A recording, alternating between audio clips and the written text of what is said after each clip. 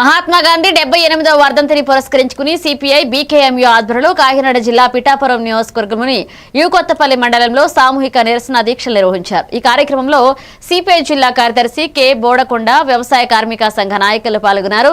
ఇక 2005లో కాంగ్రెస్ ప్రభుత్వం చట్టబద్ధం చేసిన జాతీయ ఉపాధి హామీ పథకానికి గాంధీ పేరు తొలగించడం, ఇక రాష్ట్రాలపై భారం మోపడం సరికాదని వారు విమర్శించారు. కోట్లాది పేదలకు ఉపాధి కల్పిస్తున్న ఈ పథకం పేరును యథాతథంగా కొనసాగించాలని డిమాండ్ చేశారు. ఇలా ఊడి పని, కోతని, పప్పు నూర్పులని 100 రోజులు పని చేసుకుంటున్నారు గ్రామీణ ప్రాంతాల్లోనూ.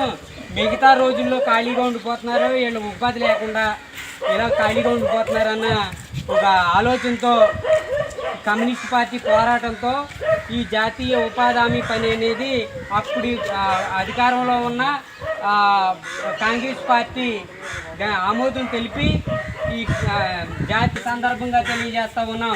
ఇవాళ ఈ పని లేకపోతే చిన్న చితక ముసలివారు ఏమైపోవాలి, ఇలా ఖాళీగా కూర్చోవాలి. ఈ పని అనేది ఉంటే ఈ ఏదో గంటపాటు పని వెళ్ళి 200, 300 తెచ్చుకునే పరిస్థితి ఏర్పడుతూ ఉంది.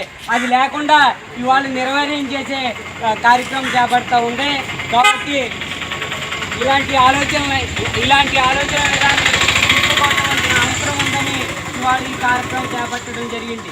అందుకని మీ ఒక పిలుపు ఉంటుంది. ఆ పిలుపులో భాగంగా ఇక్కడ నిరసనలో ధర్నాలు జరుగుతాయి, రౌండ్ టేబుల్ సమావేశాలు జరుగుతాయి. ఉపాధి హామీ కూలీలు మీ గురించే కనుక మీరే పాల్గొని ఈ చట్టాన్ని రక్షించుకోవాలి.